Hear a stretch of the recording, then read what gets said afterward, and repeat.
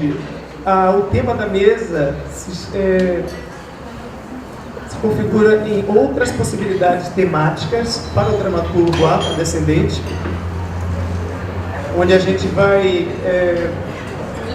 discutir um pouco e tentar pensar um pouco as questões temáticas do dramaturgo negro brasileiro, né?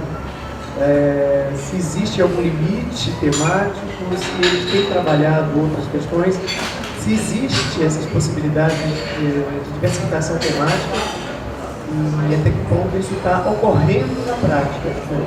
Temos na mesa duas presenças honrosas para a gente, pelo menos para mim, as pessoas que me influenciaram. Ana Maria Gonçalves, que é a escritora do livro O Defeito de Cor, da editora Record, né, que é um compêndio super interessante que eu recomendo a quem ainda não teve acesso. E a Grace Passot, que é a dramaturga do grupo Teatro Espanca, de Minas Gerais, e nos concedeu a honra também de estar nessa edição do Nova Dramaturgia. Grace foi convidada desde a primeira vez, mas a gente conseguiu trazer a Grace finalmente nessa edição. Então estaremos os três aqui. Cada uma delas vai colocar aqui uma palavra, né, de torno de 15, 20 minutos, apresentando uma questão, e logo depois a gente vai passar para perguntas, para a gente ter a configuração do debate e para que vocês possam também contribuir com o assunto do dia, que são outras possibilidades temáticas para o dramaturgo afrodescendente. Entender o que seriam essas outras no tema, né? E, enfim, vocês podem contribuir no assunto e será muito bem-vindo. Então, a princípio, eu vou passar. Será que a gente sorteia ou... Quem vai falar primeiro, né? A Grace está ofertando a primazia para Ana Maria Gonçalves, né? E ela dá uma palavra para a gente e logo em seguida a Grace dá uma outra palavrinha e a gente inicia o bate-papo, tá bom? Boa tarde para todo mundo.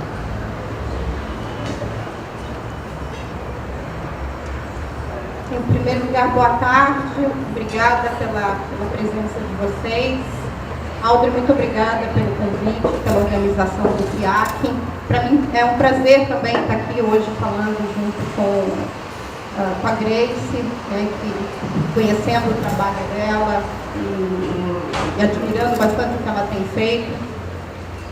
E eu gostaria de começar falando aqui primeiro sobre o que é, pelo menos para mim, né, essa busca do contemporâneo, né, o que significa realmente ser contemporâneo. E para isso eu fui buscar auxílio num texto de um filósofo italiano chamado Giorgio Agamben, e num livrinho super bonitinho dele, que é Contemporâneo e Outros Ensaios, e ele se faz essa pergunta, né, o que é o contemporâneo? E no início desse ensaio, ele começa falando de dois outros filósofos, sociólogos, né, e críticos, né? Um deles é o Roland Barthes, o francês Roland Barthes, que diz que tem uma frase assim bem sucinta sobre o que seria, né? Ele diz que o contemporâneo é o intempestivo, sendo aí o intempestivo, né, aquilo que o que se produz, o que acontece, né, de uma maneira inoportuna ou inesperada ou fora de uma determinada, de uma maneira súbita, algo que não esperávamos, né? E o segundo, de quem ele se vale, é o Nietzsche, um texto dele chamado Considerações Intempestivas, né, em que ele tenta explicar o próprio tempo em que ele vive e o papel dele nesse tempo. E o Nietzsche diz que nós somos sujeitos devorados pela febre da história e devemos nos dar conta disso. E a partir daí, dessas duas frases, o Agamben começa a fazer as considerações dele sobre o que é ser contemporâneo. E antes de entrar nessa questão do Agamben, né, tem aí alguma coisa aqui que muito me interessa nessa frase do Nietzsche, que é uma coisa que eu tenho me perguntado muito, né, e observado muito. Às vezes é o quanto nós temos fugido do nosso papel de sujeitos históricos, né, o quanto nós não temos nos incluído e tomado para nós a responsabilidade de sermos sujeitos responsáveis pelas ações e pelos caminhos do nosso próprio tempo. Uma coisa que ou seja, essa inquietação minha me veio a partir de um comentário que eu vi no Facebook há algum tempo, né, em que a pessoa dizia: estou presa no trânsito. Sem perceber que fazia parte do trânsito, né? Esse trânsito só existe, né? Esse engarrafamento só existe porque existem vários carros ali, sendo um desses carros o carro que leva essa pessoa, né? Então a gente foge muito de, ou seja, o problema são os outros, né? O que me causa incômodo, o que me causa problemas, né? Ou seja, o trânsito, o tráfego, o engarrafamento, é o outro que está ao meu redor e que me prende ali como se eu fosse uma determinada ilha, né? Independente desses problemas que nós, sujeitos da história e sujeitos sociais, também causamos. Então eu acho que isso também é uma das perguntas que nós temos que nos fazer, né? Ao nos pensarmos como contemporâneos uns dos outros, né? Ou seja, como contemporâneos, ou seja, convivendo ao mesmo tempo em determinados locais e em determinadas situações. E é preciso a gente, quando a gente se percebe esse tipo de sujeito histórico responsável também por tudo de bem e tudo de ruim que acontece ao nosso redor, e nos incluímos nisso, eu acho que aí está a mágica da vida, né? Aí está o fantástico de sermos seres humanos, de estarmos vivendo essa época. Tem uma famosa frase, né, que é uma maldição chinesa, que diz que espero que você viva em tempos interessantes. E eu acho que nunca na história desse país, né, a gente viveu épocas e tempos tão interessantes e ao mesmo tempo tão e por isso inquietantes, e por isso é uma maldição. Porque muitas vezes todo esse mágico e esse interessante que está acontecendo ao nosso redor nos impedem de ou seja, nos impede talvez uma das coisas que eu acho mais importantes, pelo menos no meu trabalho como escritora, né, que é o silêncio. E não apenas o silêncio sonoro, né? Você pode estar aqui no meio, passando carros ao lado, no meio de várias pessoas conversando, pessoas conversando ao mesmo tempo, dependendo do ambiente onde você está, mas um silêncio de recolhimento, de se olhar para dentro, de se enxergar como um corpo e como um sujeito ativo nesse tempo. E a gente, ao não fazer isso, né, ao não termos esse tempo de silêncio, de nos vermos e de não nos enxergarmos, a gente não percebe esse maravilhoso do mundo acontecendo ao nosso redor e do qual nós fazemos partes, né?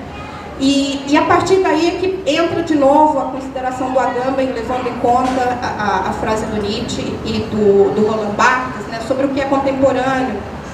E ele disse que ser contemporâneo, né, ou seja, pertencer verdadeiramente ao nosso tempo, né, é não coincidir perfeitamente com este tempo. É não estar adequado às pretensões desse tempo, né? Esse tempo sendo aí quase uma entidade, né, que ele deseja por nós.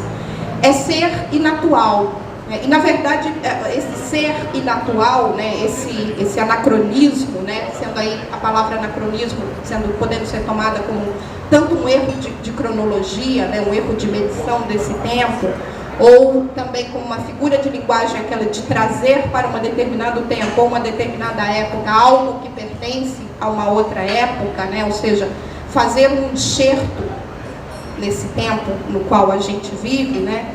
só sendo deslocado, só sendo e se sentindo deslocado nesse tempo, ou seja, ter o recolhimento necessário e a perspicácia necessária de se deslocar e olhar de fora, né, esse nosso contemporâneo, essa nossa atualidade, é que, na verdade, nós vamos nos tornar sujeitos contemporâneos.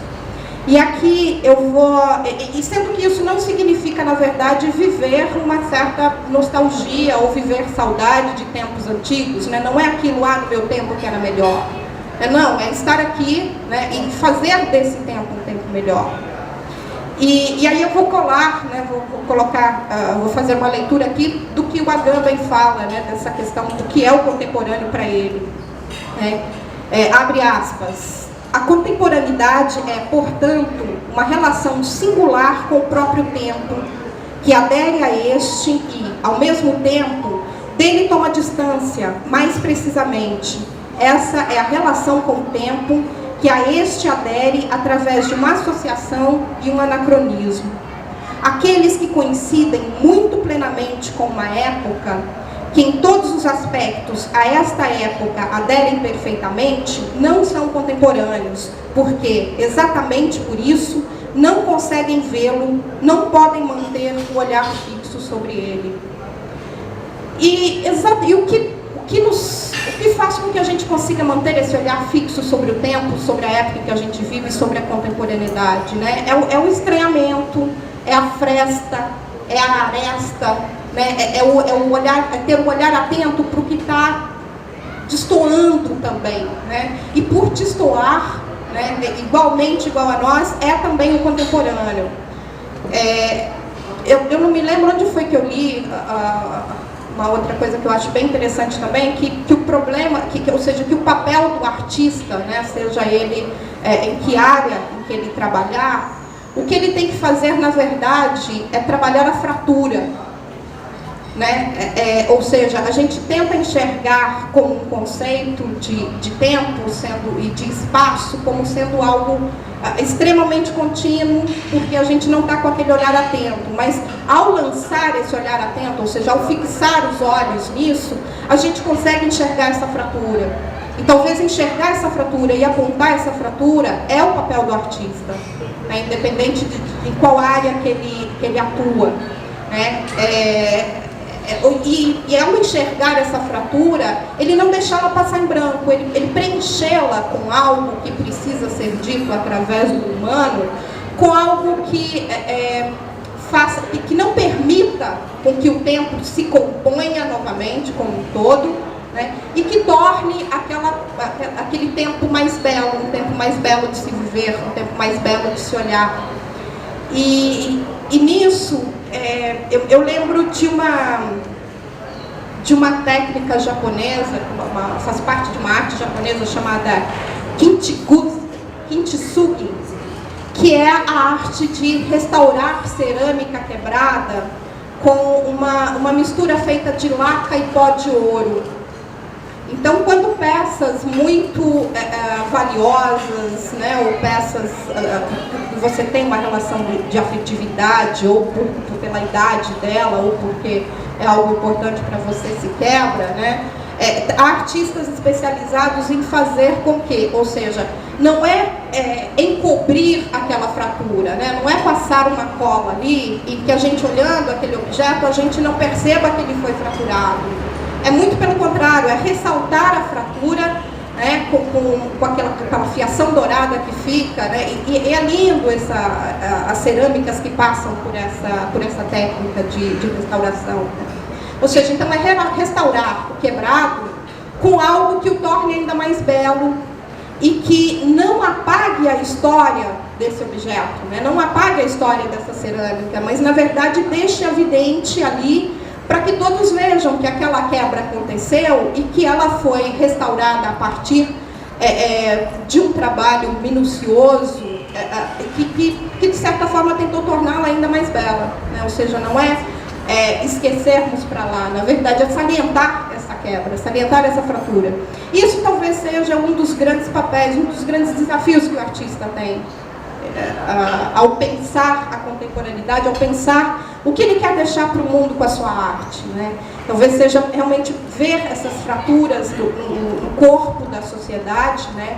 Ver o que incomoda e não tentar empurrá-la para debaixo do tapete, mas restaurá-la de uma maneira que ressalte essas fraturas para as pessoas vejam e que quem ainda não enxergou seja capaz de ver. E enxergar ali também aquela colagem, aquela coisa, não como um elemento passivo na história do que tinha sido quebrado antes, né? E aí, nesse mesmo texto, que é contemporâneo do Agamben, né, ele fala também que talvez o papel... Aí ele fala principalmente sobre o poeta, mas talvez a gente possa transportar isso para as outras artes, né?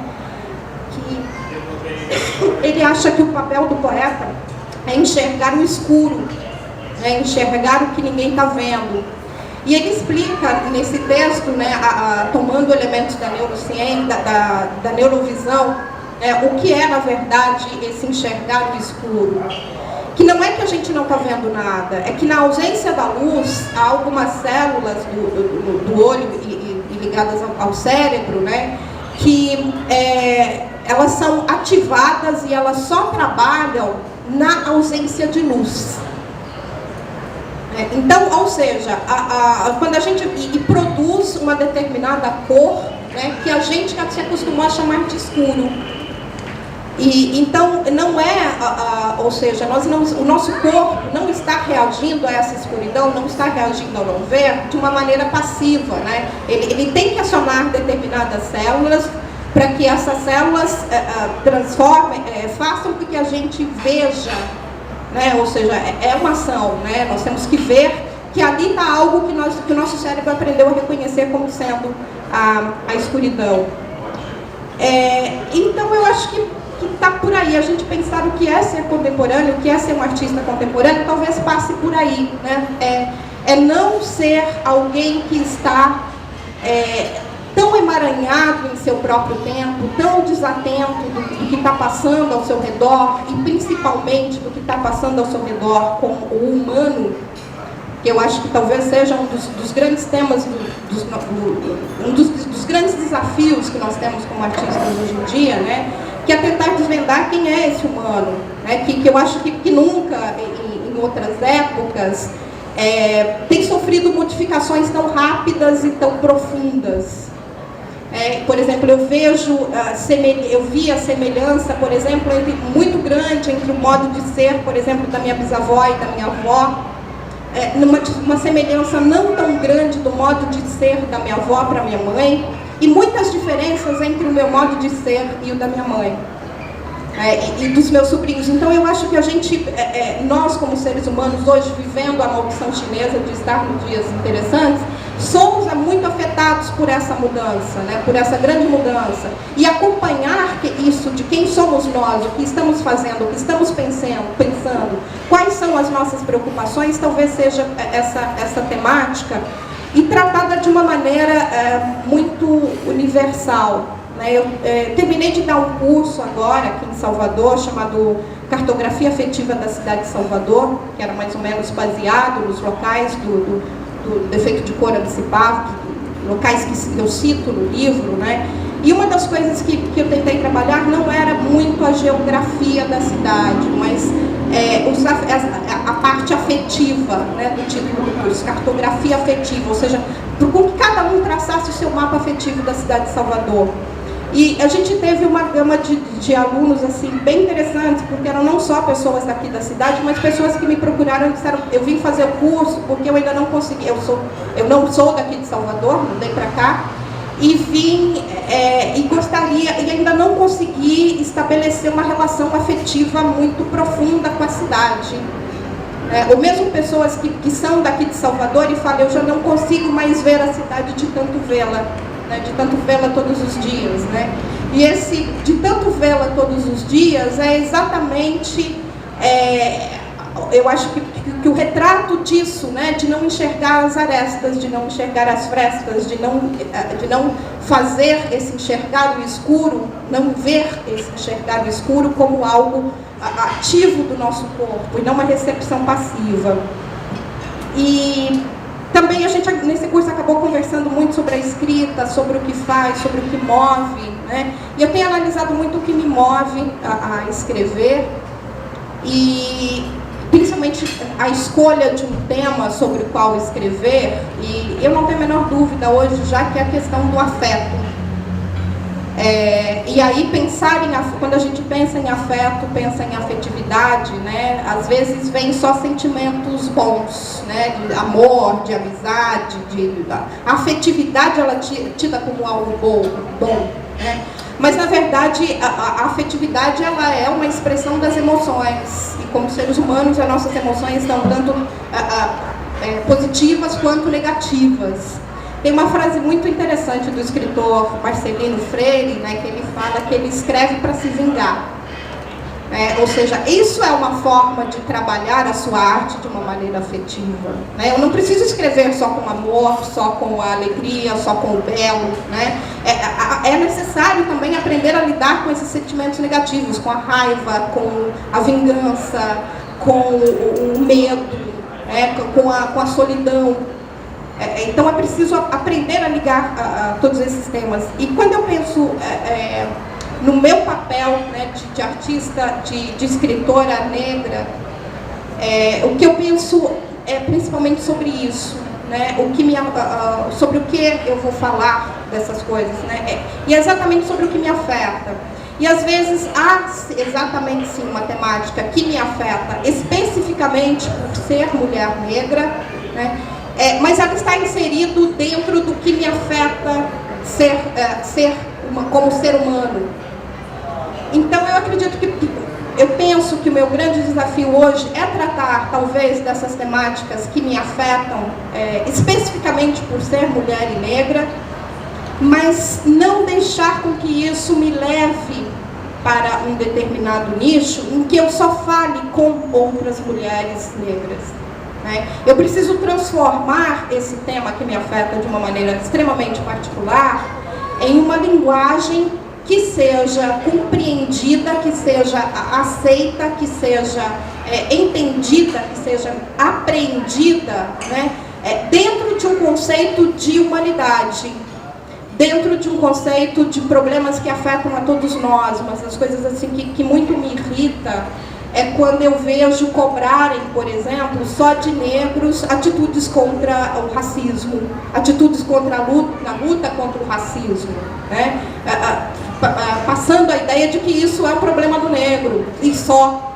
E não é, né? Então eu vejo muito falar, ator negro ou o escritor negro, agora que está famoso, não fala mais, não se engaja mais, não é militante o suficiente, né? Eu falo, mas por que só ele que tem que ser cobrado? Né? Por que não também os escritores brancos, os atores brancos? Né? É um tema universal, é um tema que nos afeta como sociedade, apesar de afetar mais como indivíduos os negros.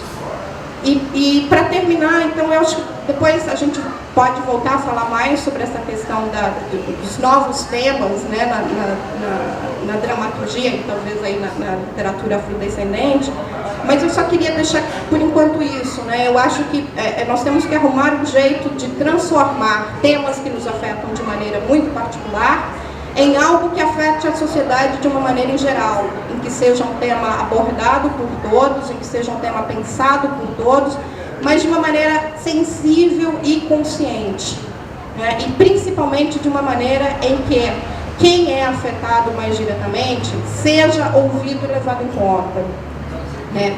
E termino aqui exatamente fechando isso, essa parte de tentar transformar esse particular em universal, com uma outra fase do Roland Barthes, né? Por que não falar a língua de todos? Eu acho que isso é importante. Nós vamos falar a partir do nosso ponto de vista, mas vamos falar para todos. Eu acho que é isso. Obrigada.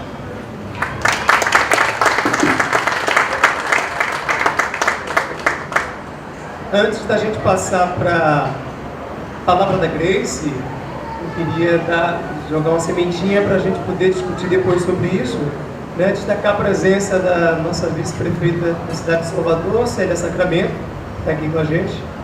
E antes de passar a palavra para a Grace, eu queria também pontuar algumas coisas para a gente também não esquecer ao longo do debate. Ana, você citou duas questões aí muito interessantes. Assim, a primeira a questão do contemporâneo, né, ser uma qualidade do intempestivo, né, e que muitas vezes a gente tem um conceito do contemporâneo daquilo que está acontecendo no momento.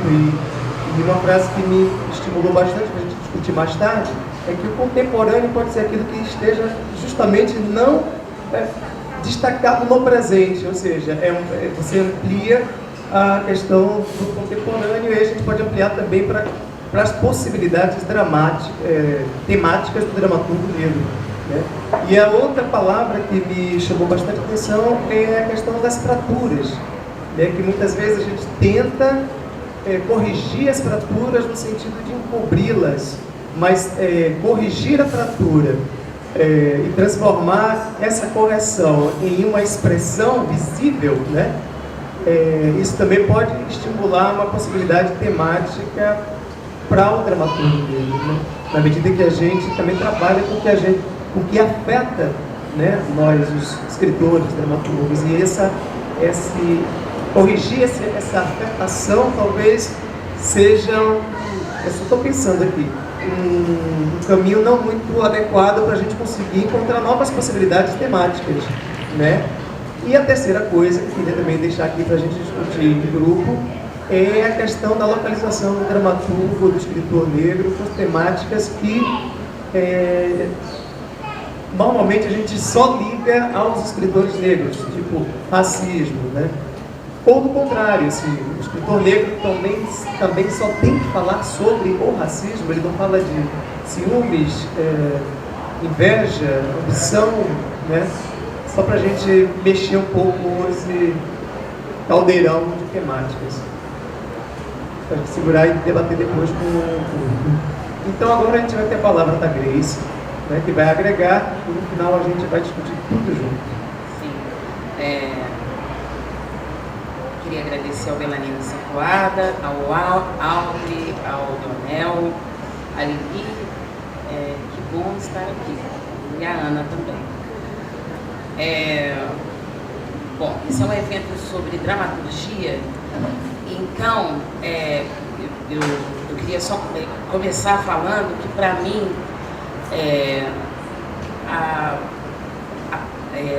a noção de dramaturgia, ela nasce da minha prática teatral total. Assim, estou dizendo porque, especificamente sobre isso, porque a gente pode falar de dramaturgia sobre várias perspectivas e sobre a forma de... Existem formas muito diferenciadas e diversas de se criar um texto teatral. E a forma como eu venho criando textos teatrais, ela nasce da minha noção de teatro e do meu desejo de fazer teatro, do meu desejo de fazer arte através do teatro, através dessa linguagem. Isso é importante, assim.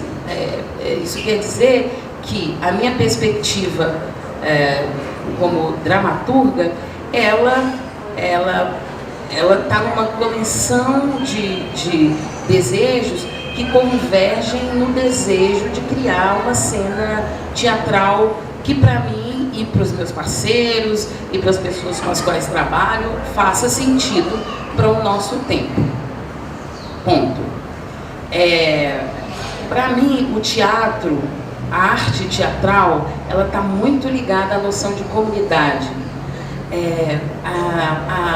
Quando eu vou, por exemplo, a assembleias, onde se conversa sobre determinados temas,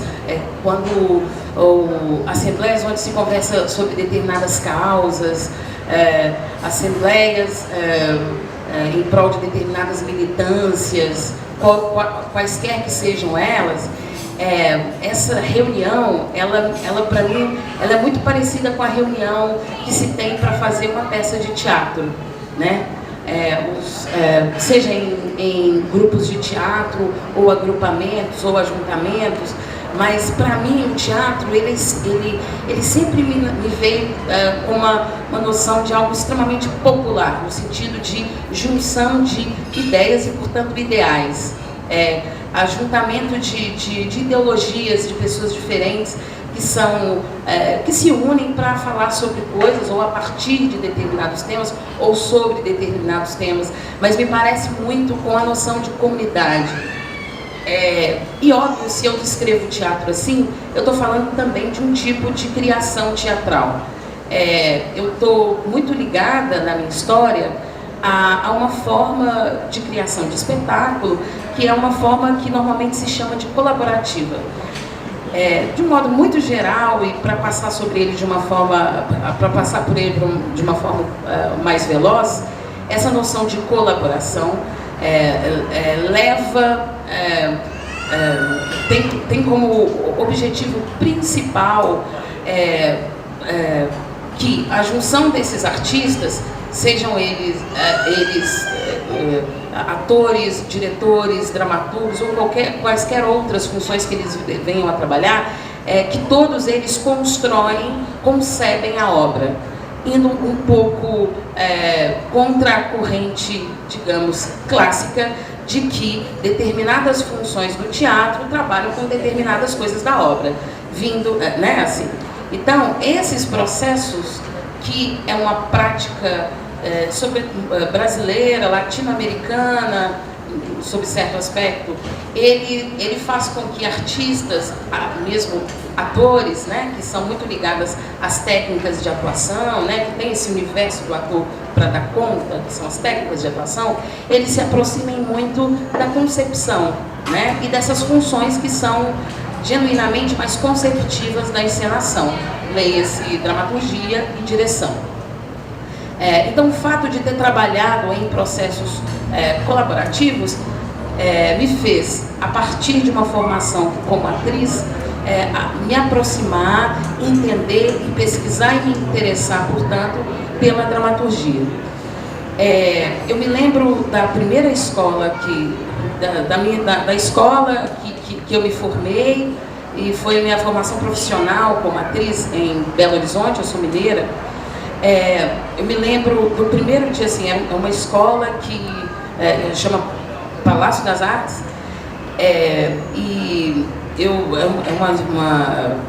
teste para entrar super disputado, assim, que ele é para formação de atores, esse curso é para formação de atores. E eu me lembro de quando eu entrei pela primeira vez nesse lugar, e era um lugar muito disputado. Eu vim de uma família brasileira, negra, e que morava numa parte periférica da cidade, e entrar nesses lugares como esse palácio era muito grande para mim, era uma oportunidade de aprendizado muito grande, eu que estava me interessando por aquilo. E me lembro de quando eu entrei nessa escola, e eu passando por bailarinas, passando por cantores líricos, passando por violoncelos e um pouco artistas que representavam nas suas figuras uma arte tradicional, clássica, europeia, muito bonita. Passando por eles, eu me lembro esse percurso até chegar numa sala de ensaio de teatro, de estudo de teatro. Estou dizendo isso porque eu me lembro desse percurso de atravessando essa escola até chegar numa sala de teatro, e uma sensação um pouco de ufa. Estou aqui, cheguei aqui e reconheço essas pessoas.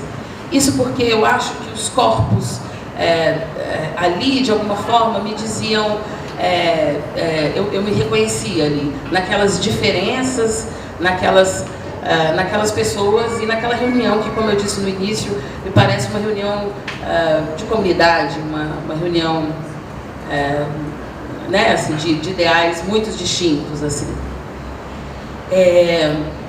Então, depois quando eu entrei nessa escola, e depois dos estudos lá dentro, e depois também quando eu saí, e aí eu depois de passar por alguns grupos de teatro, para mim começou a ser muito claro, de alguma forma, que eu gostaria de me reconhecer com mais radicalidade no que eu fazia.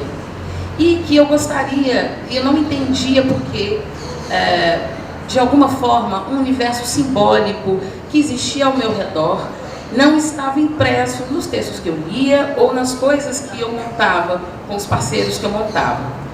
Não entendia, e aí hoje eu entendo que existia por trás disso um desejo grande de atuar em uma produção contemporânea na dramaturgia. Eu não entendia por que signos do cotidiano, eles não podiam estar em determinados textos que eu fazia, no mesmo status de outros signos um pouco mais distantes. Desde objetos, desde referências da natureza, e desde situações, por que aquilo não poderia estar no que eu fizesse, no que eu montasse. E foi por isso que eu comecei a escrever, para que eu conseguisse me reconhecer e, sobretudo, para que pessoas do universo que eu fazia parte, leia-se aí família, parentes, amigos, comunidades, pudessem também se reconhecer. Então era um desejo grande de aproximar radicalmente o fazer teatral do meu universo simbólico, das minhas mitologias contemporâneas que me rodeavam. E eu queria que isso fosse feito de uma forma radical. Ora, se a gente for pensar no que representa o teatro para a sociedade brasileira, é muito fácil a gente entender como o teatro, enquanto linguagem, ele é, num âmbito grande, né, da maioria brasileira, ele é ligado a uma noção muito de formalidade, né? Fazer teatro né, é um termo que se usa para falar que faça alguma coisa exageradamente, né, assim, ou ir ao teatro. Muitas pessoas se arrumam muito para ir ao teatro. O teatro, a noção de teatro, né, o edifício teatral está muito ligado aos grandes palácios, né, assim, a um excesso de formalidades, assim. Esse tipo de coisa, de alguma forma, para mim sempre foi muito claro que distanciava algumas pessoas, distanciava essa noção de teatro, distancia o público a noção de que teatro ele é uma experiência viva e que pode se dar em vários formatos, de várias formas, assim. Então, nesse afã de travar uma interlocução com plateias, de conseguir falar e falar, e ser escutado, e pensar que isso é muito mais importante do que dizer, mas ser escutado, que eu comecei a me arriscar em escrever uma dramaturgia a partir de signos do meu tempo e do lugar de onde eu vinha. Acho, vendo hoje, que as coisas que eu venho escrevendo, elas se distanciam um pouco dessa noção de começar uma peça por um tema. Tenho essa impressão. Tenho a impressão que venho trabalhando e venho gostado de trabalhar com essa noção de trabalhar a partir de temas. Quando a gente fala trabalhar um tema numa peça dramatúrgica, normalmente a gente corre-se um pouco de perigo, assim, ou não, depende da sua prática, mas corre-se o perigo de falar sobre esse tema. E normalmente eu venho criando um universo metafórico que eu gosto de pensar que, para que eu consiga imprimir determinadas afetividades e impressões sobre o meu tempo no que eu escrevo, eu parto de determinados temas, mas eu posso chegar em outro lugar, em outros formatos, de uma outra forma. Voltando ao que eu estava falando, então, a partir daí, eu comecei profissionalmente a escrever. Aí tive um período grande de peças que eu escrevia para o grupo que eu fazia parte, mas que hoje eu sou parceira dele, que é o Grupo Espanca, e comecei a escrever peças em que sobre árvores de abacate, sobre cães, sobre famílias matriarcais, sobre famílias comuns, pessoas comuns, sobre trabalhadores, sobre operários, sempre nesse universo operário que eu fazia parte, que eu faço parte. E aí foi interessante observar o quanto isso mobilizava a gente e o quanto isso criava um espaço de reconhecimento e de aproximação com essa arte, que é a arte teatral. Quando a Ana falou sobre a metáfora da colagem, né, do ladrilho, eu me lembrei que esse, inclusive, é um dos recursos que são presentes nesses textos que eu venho escrevendo, que é a metáfora. Acho que, de alguma forma, eu encontrei nela uma possibilidade de falar sobre situações e temas grandiosos mas a partir desse paralelo que a metáfora faz ser possível e passível de leitura. Quando ela fala dessa ideia não de encobrir os defeitos, mas de trabalhar com eles e reconhecê-los enquanto o processo da matéria, a gente, obviamente, como estamos aqui, a gente faz leituras relacionadas às nossas temáticas que aqui estão, mas essa metáfora, ela faria sentido para milhares de reuniões e milhares de temas, seria pertinente para todas. E acho que, de alguma forma, através de metáforas, eu consigo criar um universo passível de milhares de leituras. Um universo onde uma humanidade consegue, várias humanidades conseguem imprimir as suas leituras e se colocarem ali também. É isso. Então, antes de passar para a mesa, temos palmas.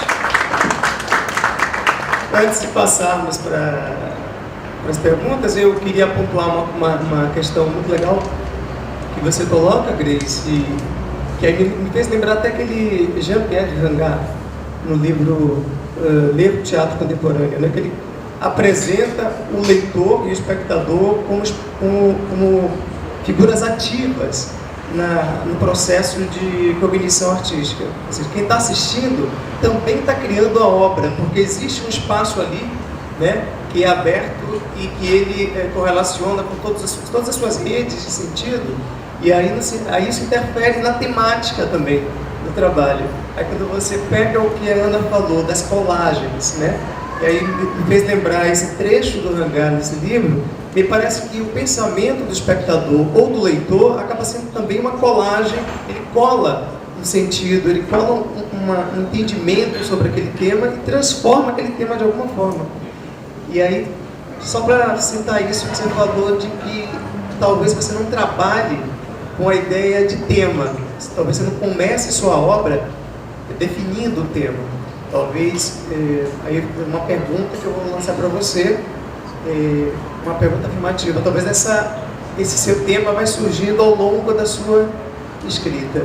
Outra coisa que eu queria lembrar também é que dos 6 textos que a gente tem aqui na mostra, selecionados, estava reparando as temáticas, se a gente conseguir resumir numa palavra cada tema, um tema seria a guerra, 2 textos, o tema é a morte, um texto, me parece, que a gente poderia resumir no egoísmo, um tema, e tem um 5º texto, que seria essa busca de vozes interiores, que seria uma busca do seu ser interior.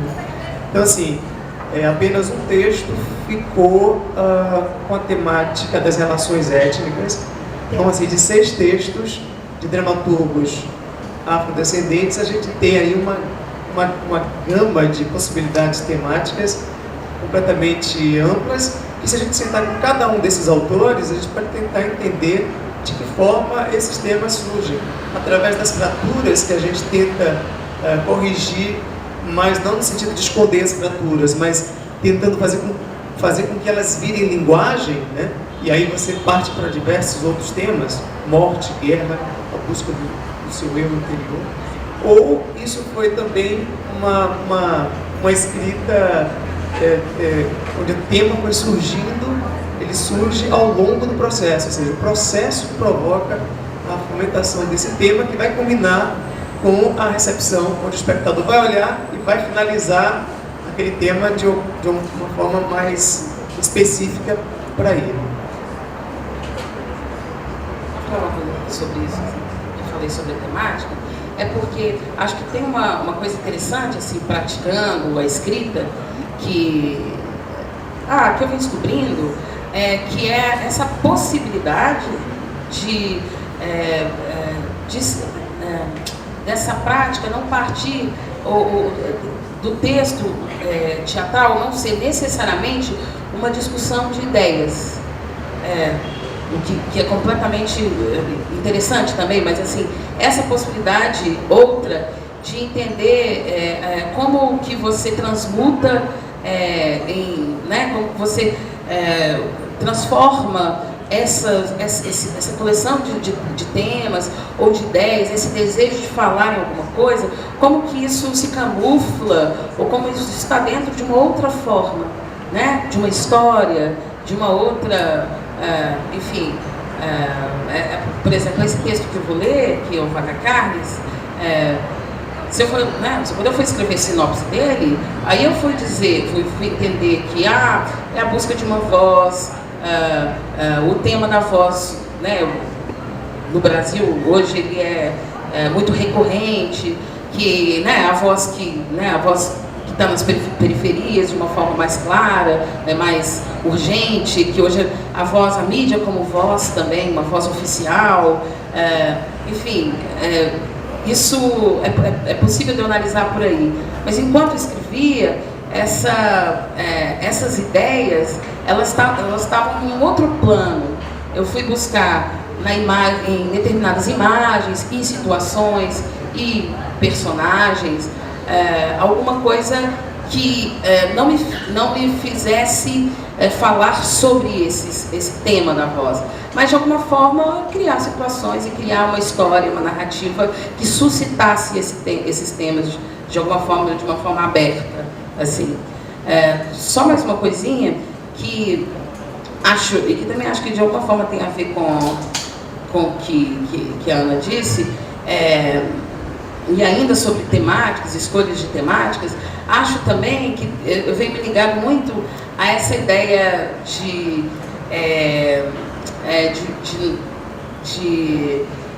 essa noção de ir além das aparências. Vou explicar isso.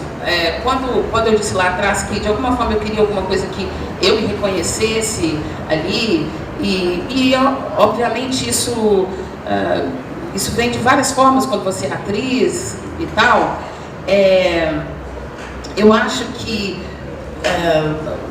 no ato de escrever eu me preocupo muito em entender o que a gente, a relação, ou que forma culmina essa relação entre o que eu quero dizer e o que eu dou conta de dizer, a relação entre o que eu sinto e o que eu falo, são coisas completamente distintas. A relação entre o que eu gostaria de fazer, né, o que determinado personagem gostaria de fazer, e o que ele de fato faz. O que ele gostaria de falar, mas o que ele de fato fala. O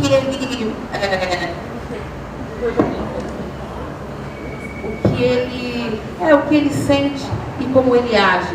Essa relação que traz em si o DNA do conflito, da noção de conflito, me faz não escrever necessariamente discorrendo sobre ideias, mas entender o que na verdade, um texto de teatro, ele não necessariamente fala sobre determinadas coisas. ele acaba por falar, né? Ele cria um espaço para leituras, né?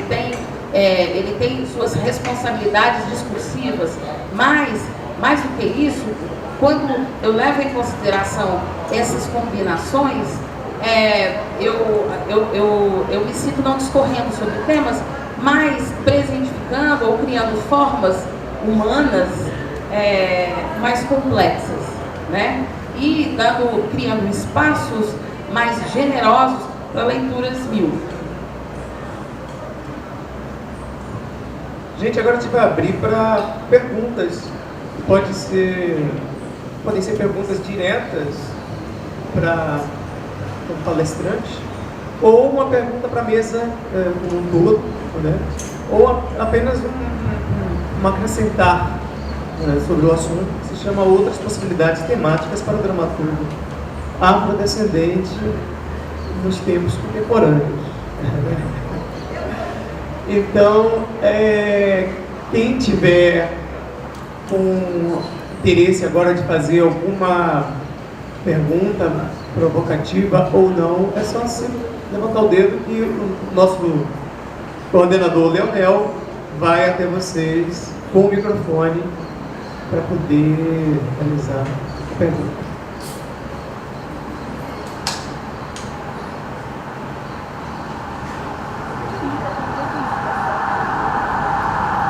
Eu tenho uma pergunta a fazer a Ana.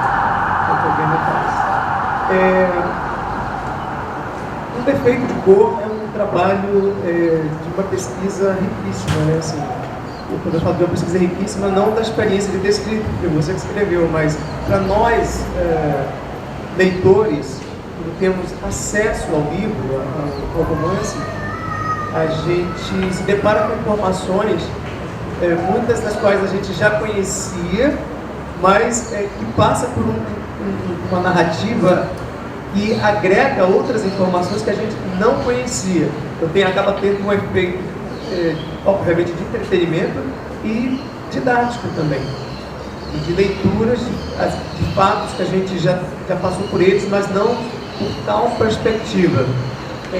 O processo de criação do livro Um Defeito de Cor, ele teve o tema como ponto de partida, ou, na verdade, foi a tessitura dramática, ou a ação da história que te moveu? O que veio primeiro, o tema ou a história? Assim.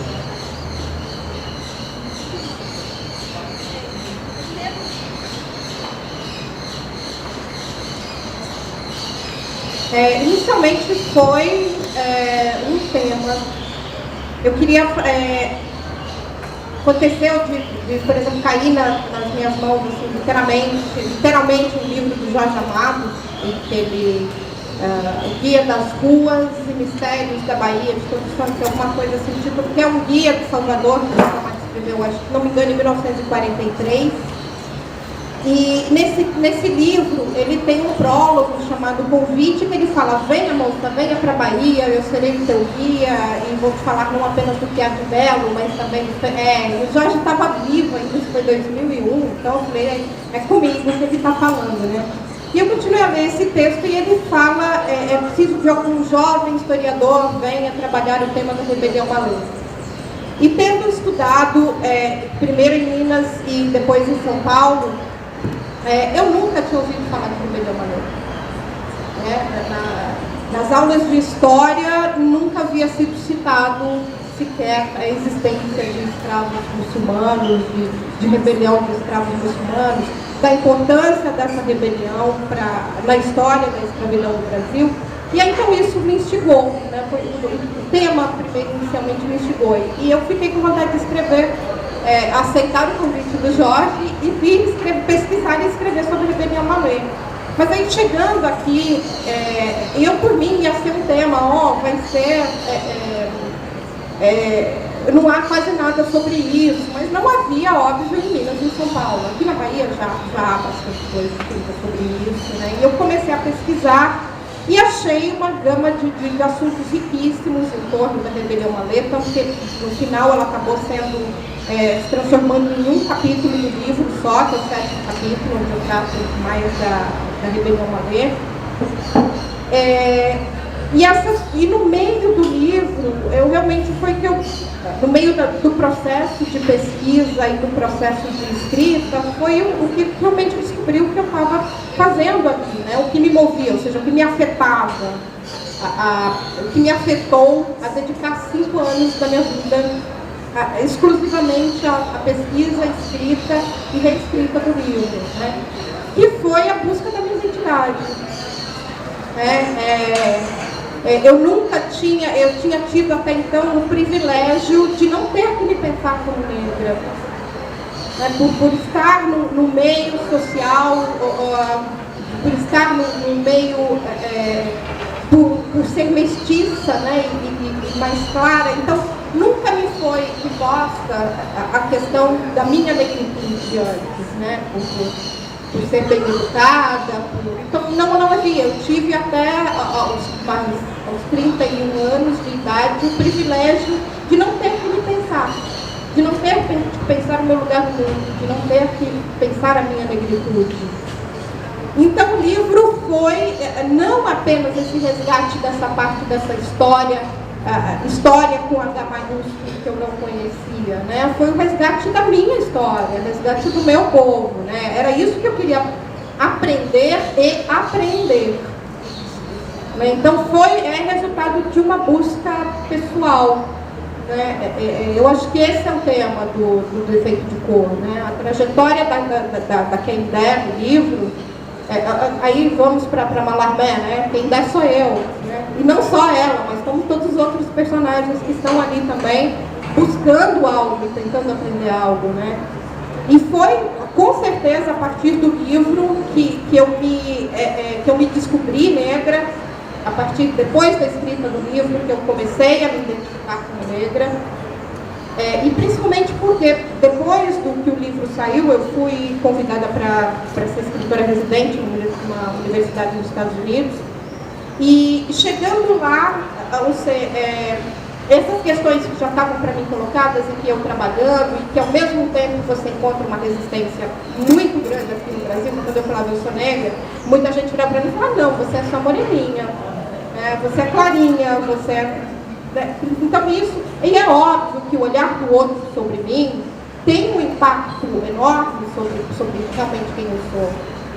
E então ter ido para os Estados Unidos também logo em seguida foi um dos fatores bem importantes nessa eu digo, consolidação da identidade, porque a música já estava feita e faltava só encaixar algumas peças, e lá eu era negra e acabou. Então, não havia nenhuma discussão, né? Não havia nada que me contestasse quando eu me colocava. Ou seja, eu nem precisava me colocar como negra, porque é um dado que não se questionava no lugar do mundo. Então, ou seja, eu acredito que o motivo externo, talvez o único motivo que eu poderia ter entendido naquele momento foi estudar rebelião Malê, que eu não conhecia.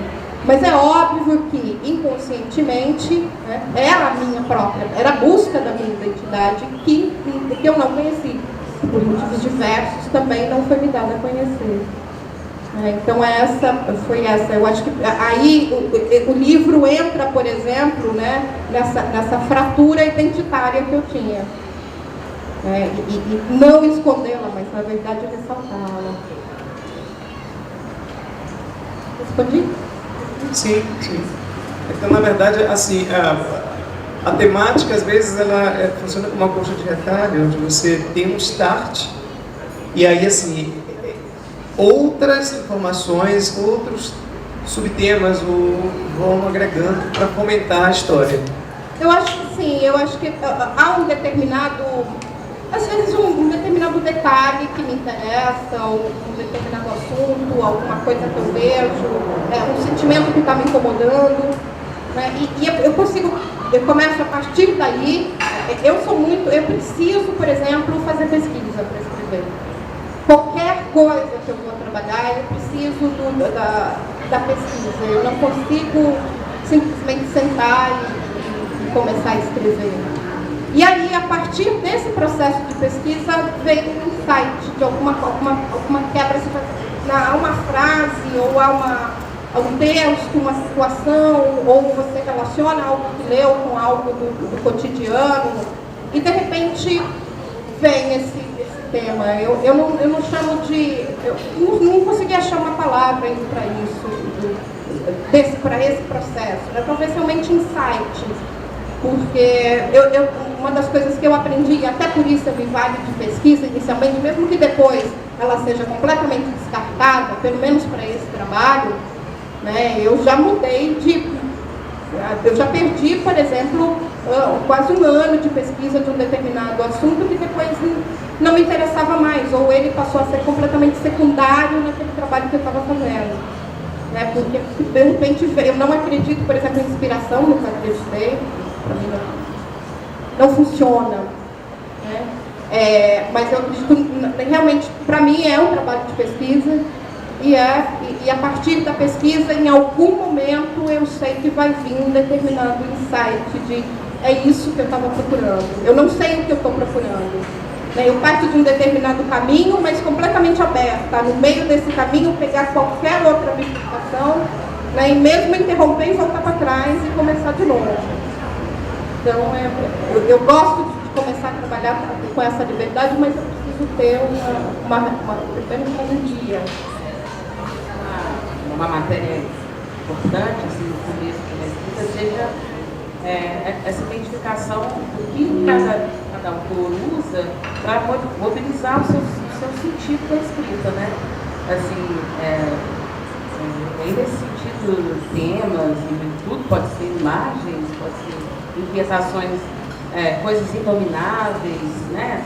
Eu acho que inclusive isso é uma questão do ofício do dramaturgo, do escritor, né? E do artista, na verdade. A gente está falando do ato da escrita, mas qualquer artista se insere nisso, né? De buscar entender o que te mobiliza, criar um sentido pertinente para a sua obra, né? O que te mobiliza a começar a fazer alguma coisa. Isso, inclusive, sei lá, quando eu penso assim, os artistas que me chamam a atenção, ou que me evocam força, ou que me parecem potentes, bacanas, acho que tem muito a ver com isso, assim, e acho que conosco normalmente é assim, é quando a gente vê que aquilo que ele faz é parte faz sentido para ele, né? Ele está imbuído daquilo que ele faz, ele tem motivo de fazer aquilo, da forma de fazer aquilo, algo mobiliza aquele artista, né? Agora, uma coisa legal também de lembrar é que isso que te mobiliza, o que você utiliza para disparar o sentido da sua obra, o sentido de fazer, né, de realizar alguma obra de arte, até a obra de arte, existe um longo percurso, né? Daí você está falando dos seus 5 anos, daquele pequeno livro, que é um processo. Nesse processo, inclusive, muitas abstrações, e passamos por um caminho, inclusive, da sensibilidade, né? Que se apega a determinadas coisas. Assim. Acho que nesse durante é um longo caminho, né? É um processo. E aí você vai entender, inclusive, no final, quando você para para pensar como você começou, de onde você partiu, se foi os tempos, mas aquilo pode terminar de uma outra forma, uma forma que eu sempre afeta o denominado. Temos 2 perguntas na plateia, uma aqui e outra aqui. Primeiro, foi ali, né? Vamos ouvir a pergunta. Então vamos fazer, as 2 pessoas vão lançar as 2 perguntas para a gente responder ao mesmo tempo. Na verdade é uma inquietação, acho que para a gente bater uma bola junto. Eu sou professora também, além de tudo, professora da UFBA, né? E aqui grande parte dos meus alunos de elementos do teatro estão assistindo, gente que está começando a fazer teatro, a maioria é negros, e eu acho que um barato eles estarem aqui e se dispuserem, né? Teriam que estarem em aula comigo, mas estão aqui justamente para engordar esse couro. Então, assim, primeira coisa é falar que, por exemplo, existe um raio-x que eu tenho observado na Bahia, de, por exemplo, na UFBA, onde eu dou aula, só tem um professor negro em 40 professores que dão aula na mesma unidade que eu, que é uma coisa que, para mim, me cria um rebuliço por dentro. Como assim, numa cidade, né, num estado, se não me engano, se eu estiver errada, 80% da população é negra, né? Então é uma questão mesmo que a gente, é urgente, é uma questão que a gente tem que falar e tocar todo dia, é uma fratura, imensa, e para ser, me toma de indignação, sendo que eu tenho 99% dos meus alunos são negros e eu tenho, na minha reunião de departamento, um professor negro. É uma coisa que realmente me toma em todos os sentidos. Isso é levado em todas as outras instâncias da instituição. Não só lá, como fora, em outros lugares, enfim. Sou de Belo Horizonte também e eu sei que em BH vivi isso durante 20 e tantos anos que eu morei lá, um racismo velado, né? A gente não é como na Bahia, que onde não deveria ter racismo, é onde se tem mais racismo, né? E inevitável, eu acho que a gente ainda está num caminho anterior, não sei, Grace, talvez, acrescentando um pouco a sua fala, num caminho anterior de ter que educar, de ter que tocar nesses temas que são tão espinhosos e ter ainda que fazer muitos textos como Namíbia Não, para que muita gente assista mesmo, para que muita gente saia de lá incomodado e saia de lá querendo escrever, mesmo que não sabe escrever, como já aconteceu no Melanina Acentuada, uma pessoa, Maria, que saiu, foi fazer um curso de dramaturgia depois, porque se sentiu super tomada pela Nova Dramaturgia lá em São Paulo, quando a gente fez lá. Então, e aí a gente percebe que essa falta de política pública existe não só na UFBA, né, essa falta de olhar para o negro, não só na UFBA, mas em todas as instâncias, né, assim, na educação de base pública, tanto da Prefeitura quanto do Estado. Cadê que existe uma educação assim? Eu fico pensando na questão da recepção das crianças, para começar. Que tipo de dramaturgia, que tipo de literatura é feito para criança? Então eu queria abrir esse leque pensando em quem a gente vai formar daqui 20, 30 anos, que cidadão brasileiro é esse, né? A gente vai ter, dos 6 textos que a gente tem da leitura dramática, a gente tem um texto infantil, que é o do Diego, que está por aí, é um autor vivo, né? Então, assim, eu acho de fundamental importância, não sei se vocês já pensaram nisso, né? Se tem outros autores que têm pensado nisso, têm pensado na criança, e quando vocês escrevem, pensando de novo na questão da recepção, quem vocês pensam exatamente? A Grace abordou um pouco isso quando você falou das comunidades, de como você vê o teatro, né? Teatro e comunidade está muito ali. O tipo de teatro que você estava fazendo é o teatro brasileiro, né? Dentro de um outro formato. Mas assim, cavucando mais a ideia, assim, o que é pensado para crianças? Vocês têm projetos nesse lugar aí? Não tem? Acha que tem gente legal fazendo, que a gente não sabe? Então, queria jogar essa bola para a gente trocar ideia. Vamos ouvir a outra pergunta. Eduardo, pedagogo, voltado mais para a educação infantil, foi com muito prazer ouvir a pergunta da colega ali.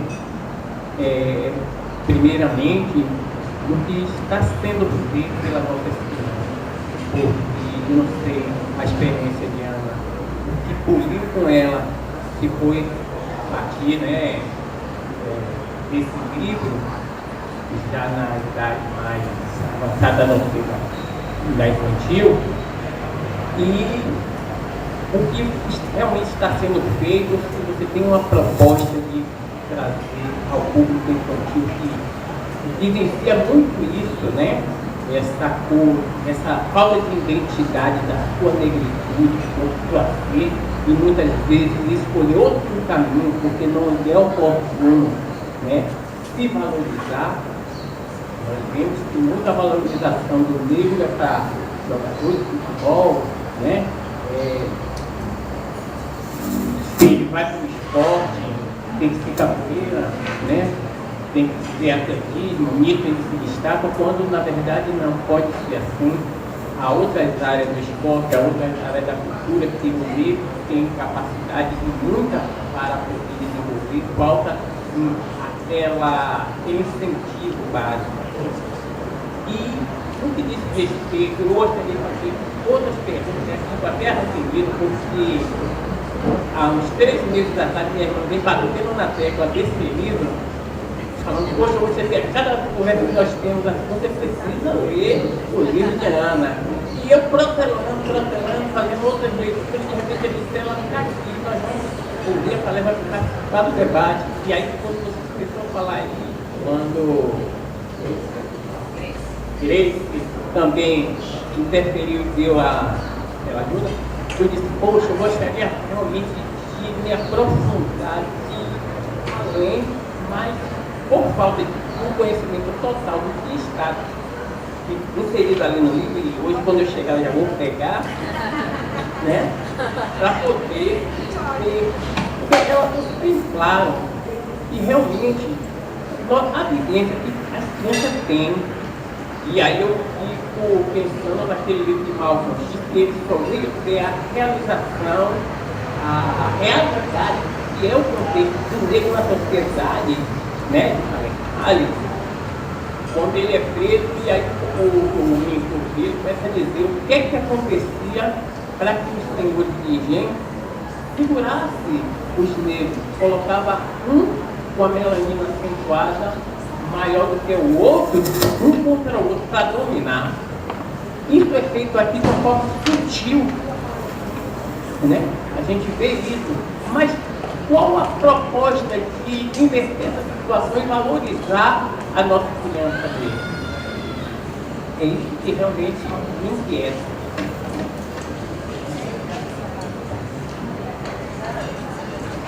Eu acho que um dos, começando pela última e depois partindo também para a Davi, eu acho que é uma das, a questão da valorização, né, ela parte muito para a questão do se sentir representado também, né?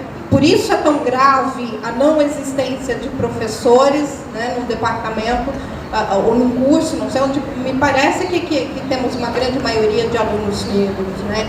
Por isso é importante a representação, nós termos negros em várias áreas, né, para que todo mundo pensa, para que essas crianças cresçam vendo, né, olha, eu também posso ser juíza, eu também posso ser presidenta, eu também posso ser cantora, atriz, e não nessas profissões que não representam, ou que sejam, que estão ali no imaginário do que seria o lugar de negro, né? Que seriam essas profissões de negro. Então, por isso é extremamente importante que a gente continue lutando cada vez mais para as políticas de ações afirmativas.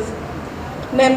Espero que dessa turma de 40 alunos, né, surjam professores, exatamente. Né? Eu não sei se é essa a questão deles, mas esse papel deles é importante, porque eu acredito que tenha, por melhores que sejam os professores brancos, por mais sensibilidades que eles tenham para ensinar esses alunos, acredito que há algo ali vindo da experiência mesmo de ser negro, né, que é algo que talvez não haja uma relação, um aprofundamento da relação, haja assuntos que para nós ainda são tabus, né, todo mundo se sente ainda extremamente desconfortável de falar sobre racismo. todo mundo se sente extremamente desconfortável de falar de certos papéis que são atribuídos aos negros e que eles não querem mais, eles não se sentem à vontade de falar, e poderiam se sentir à vontade de falar sobre esses assuntos com professores negros que cresceram tendo a mesma experiência que eles, né?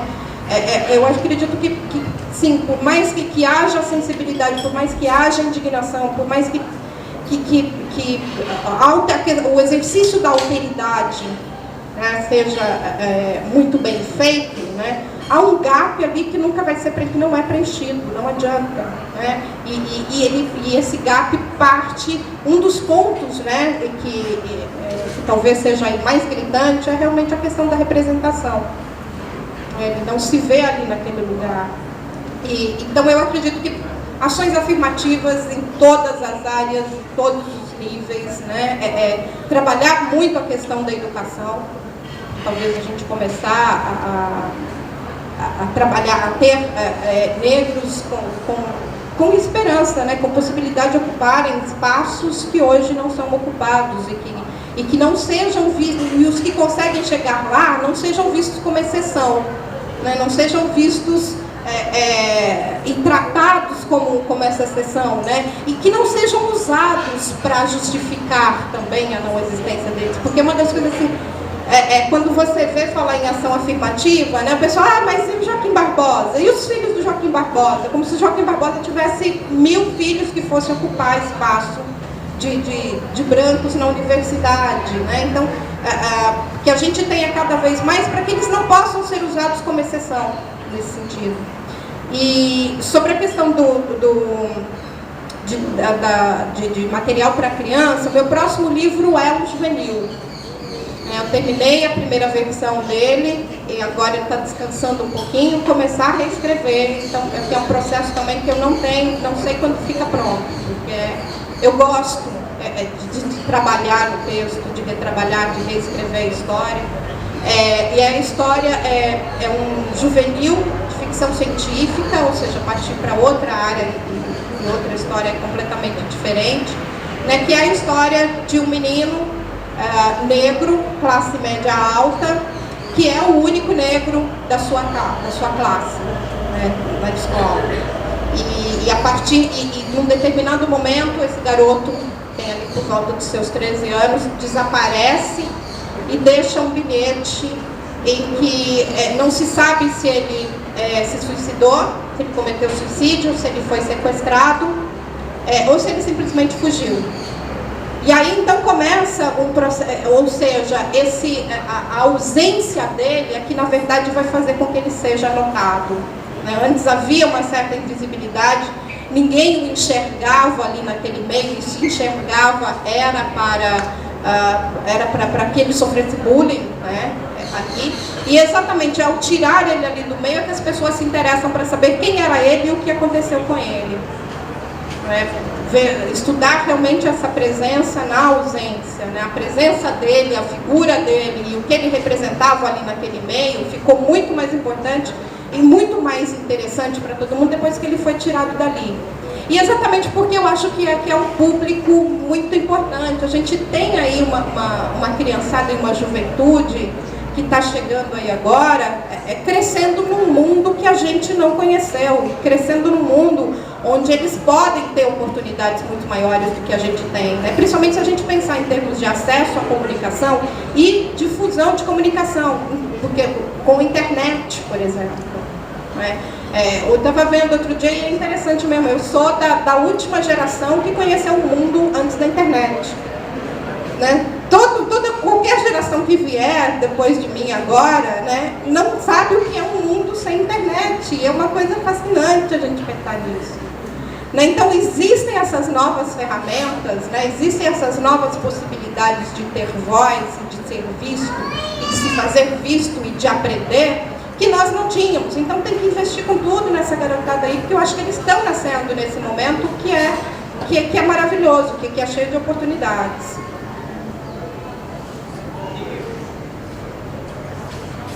Ele falou, existe um dado, assim, o estudo de teatro nas escolas de teatro brasileiras, ele é elitizado e branco. Isso é uma questão, isso e ponto. Ele é assim. Não sei se vou pegar... Quando a Ana falou antes desse processo de encontro com a sua própria identidade, eu me lembro que eu passei a minha vida, assim como com certeza muitos de vocês aqui, sendo, né, como a sua história, sendo uma das únicas negras de lugares pelas quais eu passava. E é muito interessante ver uma visão da minha família, o que é muito comum também, que de alguma forma isso era visto na época como um valor. Porque por trás disso, isso significava para a minha família que eu era melhor, que eu conseguia alcançar o que outros não conseguiram, né? Que de alguma forma eu estava fazendo parte de uma elite brasileira. E quando eu digo que existe esse percurso de entender a sua identidade, eu acho que de lá para cá, pensando no tanto nas ações afirmativas que a Ana falou e todo esse contexto social que vive o Brasil e de reconhecimento, né? E com todo esse percurso, porque sabemos bem, o Brasil vem demorando demais para assumir o seu racismo e, né, e vem sendo um país muito cordial, né, dentro do armário.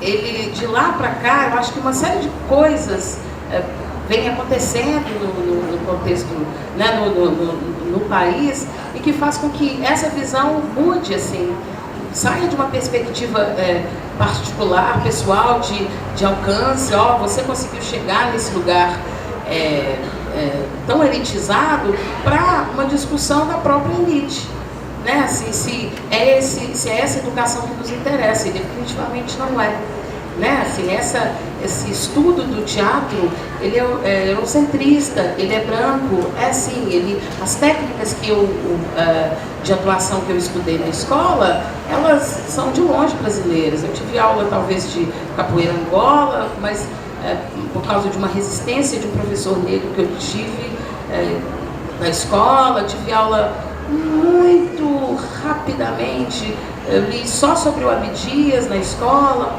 muito rapidamente, assim, existem, mas eu vejo, assim, até vendo essa escola hoje, eu vejo um processo, eu vejo um caminhar, onde se discute agora, onde se discute a integração das manifestações populares